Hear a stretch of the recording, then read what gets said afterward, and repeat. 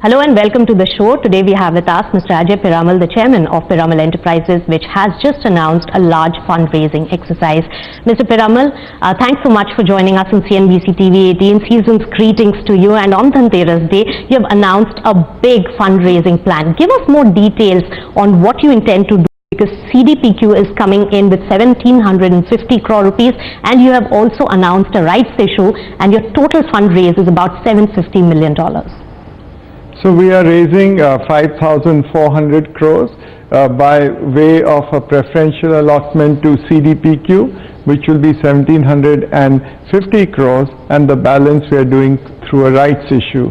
What's really important in this is that CDPQ has been an existing investor with us. As you may perhaps recall that in our previous QIP in 2017, they had put in $175 million. And now they're putting in an additional $250 million. More importantly, they are also partners with us in a real estate equity fund through their Ivanhoe Cambridge, where again there is a $250 million commitment. So that is one thing that an existing shareholder has put in, reaffirmed their faith in our company. Besides that, the rights issue is 3,650 crores, where again we have got commitments from our large investors, and we as promoters are committed to not only subscribe fully to this to our extent, but if there is any shortfall, we are committed to see that that is also met by us. So totally this fundraise will be 5,400 crores, and I expect that it will be fully subscribed. Alright, so if there is a shortfall in rights issue subscription, then promoters will step in, you are saying. So full fundraise of 5,400 crores is expected. What's the timeline for this? So we expect that the first part of the preferential allotment to CDPQ, the cash will come in by December. Into the first fortnight of December, and we expect that the rights issue should be fully, the fund should come in by the end of February 2020. All right, and rights issue 100% of that by That's February. right, 100% of the rights issue would come in. So the cash would come in, the total amount would come in by February, when our equity actually would go up to about 33,000 crores. All right, so Mr. Piramal, while it's no mean feat to raise this kind of money, and in your own words, at a time when NBFC sector is in a black swan kind of a scenario. But I would like to ask that while you've done a preferential allotment of shares to CDPQ, which also believes in reinvesting in the companies they already have a relationship with, that is the way they actually invest, and I have had word with them. I wanted to understand, why is it not a direct equity buyout by CDPQ as they had done earlier by buying 2.2% stake, and is going through a compulsory convertible debenture route, which is quasi-debt equity? So actually, even last time in September 2017, all the people who came in through the QIP came through a compulsorily convertible debenture. The reason is that actually the way the pricing is done is you have to follow the SEBI formula, which is the average of the last 6 weeks. That's the pricing you have to do, and the compulsorily convertible just allows them some flexibility to meet all the SEBI requirements, and that's the only reason. It is there is no option but to convert it, and actually many of the lenders also look at this as a quasi-equity, because there is no option either for the company nor for the investor. And even in the last time when it was a much larger issue, it was I think 770 million also last time, it was fully converted into equity. All right, so while it is compulsory convertible debentures, but are there any such clauses in your agreement with CDPQ basis which they can renege on this conversion? There is no such clause that is there, and they are obliged, they will do that, they have committed to do that, and they did that the last time, as I said. in 2017 when they subscribed to it, and I see no reason, and there is nothing in the agreement which allows them to do anything else, and they would not do anything else. Well, all right. So when we talk about CDPQ's total stake holding, when is this conversion slotted, and they will land up owning how much stake in Piramal Enterprises? So the conversion will be around in about 18 months from now on, and they will be a single largest shareholder with a significant holding. It will be about 9%. Right, and they will also be participating in the rights issue. Have you got any commitment from them on that? I understand, yes. So they have got they have the rights to invest in the rights issue. The rights issue actually will take place before their conversion into equity, but as we did last time as well, they have the right to get into the rights issue, and they would do it.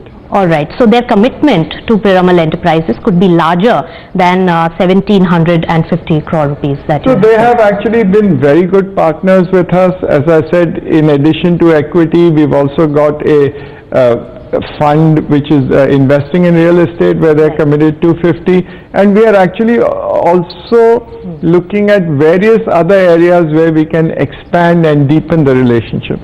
All right. So, Mr. Piramal, I wanted to understand, because we don't have a CDPQ representative here talking about the investment, what is it that they are looking at and betting on when they invest in Piramal Enterprises? And second, while most part of your fund requirement is for your NBFC business, could they have really put in money directly into that book also? So actually this is a question which you should ask CDPQ. But I understand, I think they like our model, which is not only of a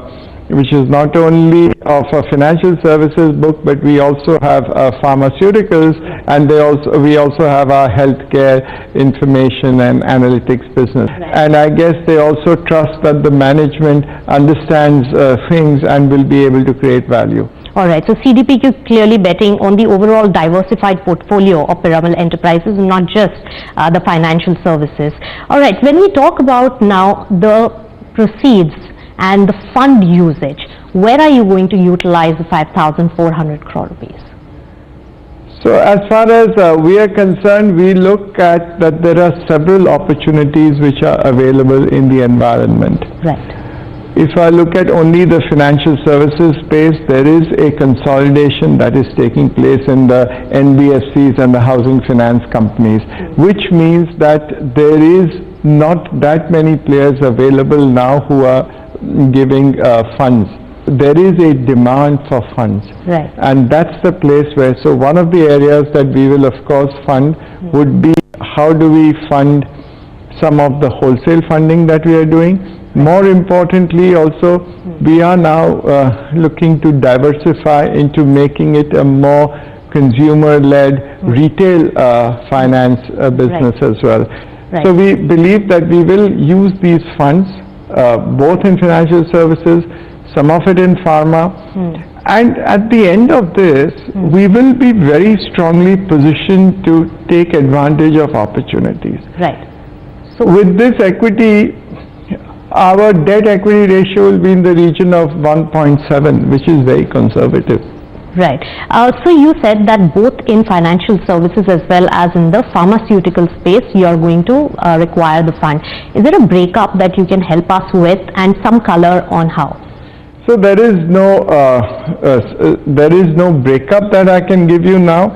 I can only say that one is that we had at the beginning, in the last quarter, I had made a commitment that we'll get almost 8,000 crores in terms of equity. This itself is 5,400 crores. We had got about 2,400 crores through when we sold our stake in Shriram Transport. Right. So we are meeting that number, but and also there's some more equity which we will bring in with some of the sales that we have said about our Shriram investment. So it will be enough adequate equity. We will have to look at those opportunities which we feel will create value and that's where we'll do it. All right. So there was a very detailed con call with the investors, analysts, right after your results, Mr. Piramal, and a lot of questions were asked. There you did make a point that we want to raise equity to be prepared for a shock situation. What do you mean by that? So we said that one of the reasons why we wanted to raise equity is shock situation. One, you can take it in a positive manner, because when there is shock, then there are lots of opportunities which are available. So whether there are inorganic opportunities in the financial services sector, if we find that the quality of the book is good, if we find that the culture of the people who work in it is good, then that's an opportunity, and the shocks create that, as you have seen. Right. The other thing is that yes, it could happen that for some time, I think the lenders will look at what is the strength of the balance sheet of a company and the quality of the book. At that time, if you have a stronger balance sheet, then your access to funds will be easier. All right. So with shock, you have given it a positive spin, but Mr. Piramal, it's no secret that every NBFC in the country is really facing the asset liability mismatch situation. Is some part of the funding going to be required to meet your redemptions going forward in the next 2 quarters? What is the amount that you are liable to pay? So if you look at our own track record, in September 2018 is when this crisis hit with the IL&FS. Since then, what have we done? We've been, our commercial papers, which were 18,000 crores, with now at the end of November will be down to 600 crores. So we repaid all. We do not have, by the end of November, we'll have no exposure to any mutual fund of commercial paper. We have no public deposits. During this period, we've also raised 24,000 crores in terms of long-term loans. And therefore today our long-term loans as a percentage is about 65%. And thirdly, I think which is heartening is that during this period we've been able to get, whether it is through repayments of our loans and interest, or it's through prepayments, or through some co-financing, 19,000 crores. So overall I think it is a sound position that we've been able to do, and even in the future we do expect that whatever the liabilities are there, we should be able to meet it, and with a stronger equity position, I can see that banks and all will be lending more money and more long-term funds. All right. So still wanted to understand in terms of your redemptions, like your commercial paper exposure has been reduced to bare minimum right now, and by November you are going to extinguish all of them. But every NBFC has had short-term lending from the past. Some of that, as per our estimates, are going to kick in the next 2 quarters, and which could amount to little over 5,000 crore rupees. Is that true, and is that really served well with this kind of a fundraise that you Actually, we have, besides this, we have a lot of long-term funds which are coming in as well, in terms of debt. So this is not going to be used to repay loans, it's going to be really used for growth. All right. Apart from that, your another strategy when it comes to the business strategy, apart from the finances, has been to sell down your wholesale business. Where are we? What are the targets going forward? And in terms of securitization, what are you doing? So as far as we are concerned, if you look at it, it's not as much sell down as we are doing co-financing. It's not, and whatever has been refinanced by us, it has, first of all, let me clarify, it has always been at par. There's not been any loss in it. Our book has come down by about 3,000 crores. And yes, we will bring down, because we want to change the nature of the book.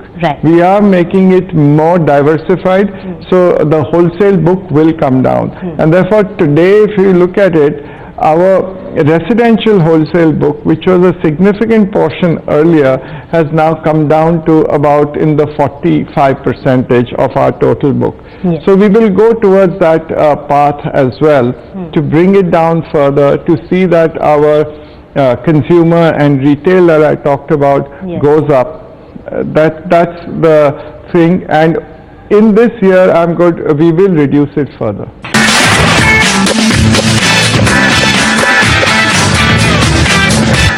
All right, so your retail book has been substantially increased in a steady manner over 6,000 crore rupees.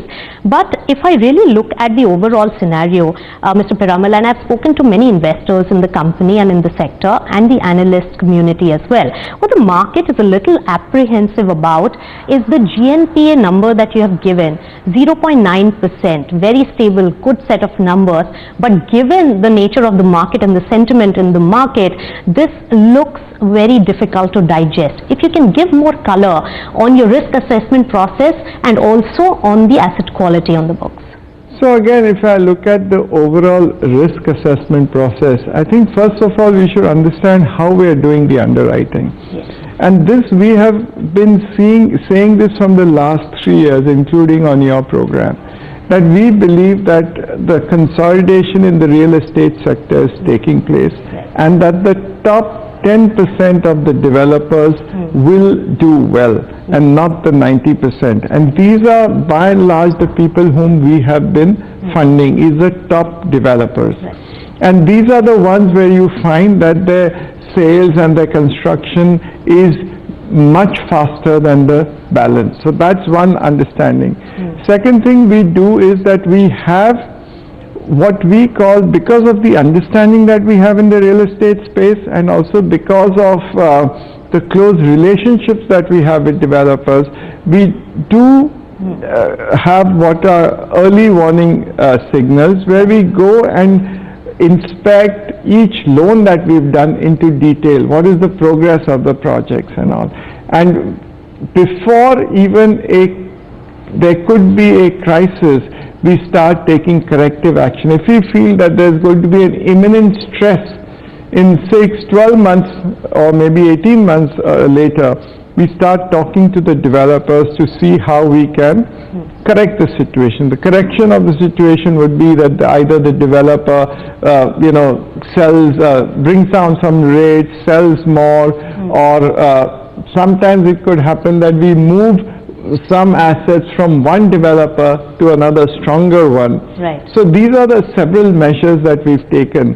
Also and taking over the projects as well. So we have not taken over any project yet, but that, as I said, is a nuclear option. People know that we understand this business and we could take it over. All right, so one more aspect which has been talked about a lot is the moratorium period, and you have extensively said in the call with the investors that it is about 5,000 odd crore rupees. If you can give a little more color on the fact that you gave about 40% of your total book is either just commissioned or about to commission.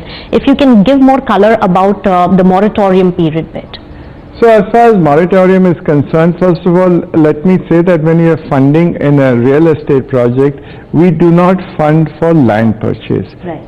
So the moratorium is given either when the project has got all the approvals and is in construction, or so therefore the security is projects under construction or projects where there are receivables. But I have found that in real estate, you cannot always predict the cash flows. That's because sometimes it depends on approval, sometimes it depends on, every stage you need approvals.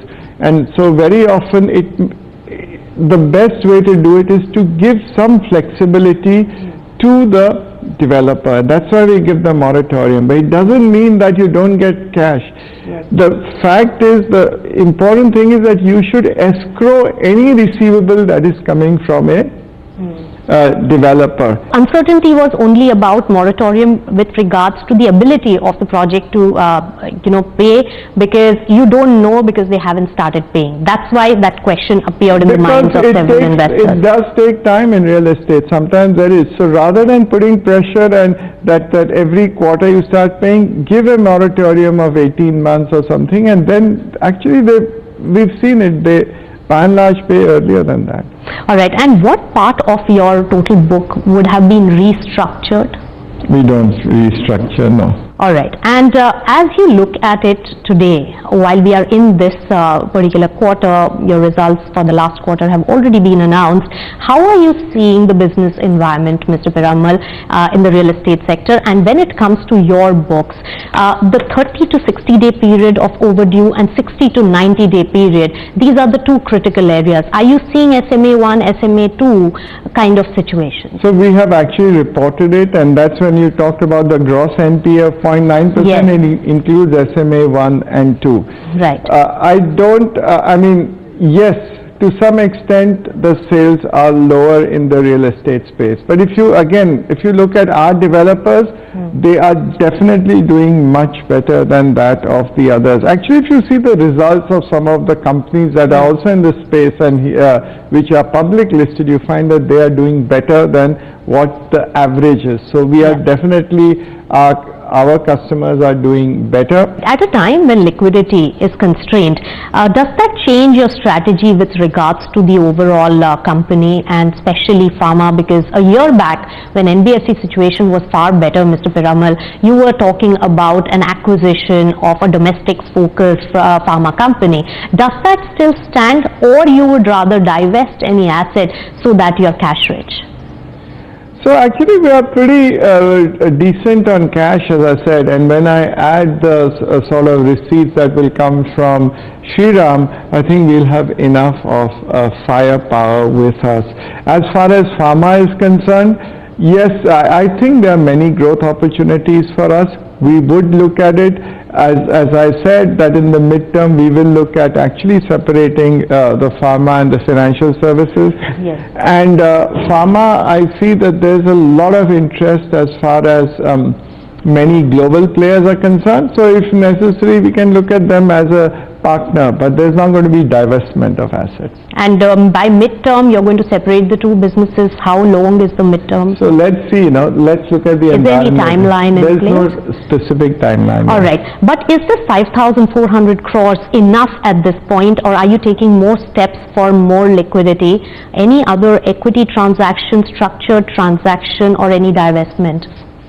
So as I said, if I look at the debt equity ratio, this is more than adequate. It is 1 point. With this coming in, our equity will be, the debt to equity will be about 1.6 times, which is very conservative. And if I add the inflow that will come from Shriram, that will only add further to the equity. It will be more than enough, I think, for the moment. Right. A larger, picture that is required now, Mr. Piramal, and I was speaking to some of your colleagues in the sector as well. And the sense that I got is that now the problem has shifted from liability to asset. Now, in the con call, you did make a point that we have been cautious on disbursements in the last Correct. quarter, and that therefore your loan book has also behaved in a certain fashion. Correct. Because of this. Now, when you, being such a big player in this space, you understand real estate. If you are constrained on disbursement, the last mile funding for real estate companies is so limited. Do you think that the assets would start depleting, and the assets which you think would really come to a conversion and start repaying may not actually fructify? Very good question, and that's the reason why we've also raised these funds. And the first priority for us would be to see that how we do this last mile funding. Right. To ensure that the assets that we have lent to don't deteriorate over time, but actually continue, they finish, and then you can sell. So the first priority as far as our funds will be concerned is to ensure that the projects that we have funded so far go to completion. Right. I think that is the priority, and we will do that, and you will see that. All right, Mr. Piramal, as I sense it, there's lots more to track in your company going forward as well. Thank you so much for your time. Thank you. Thank you.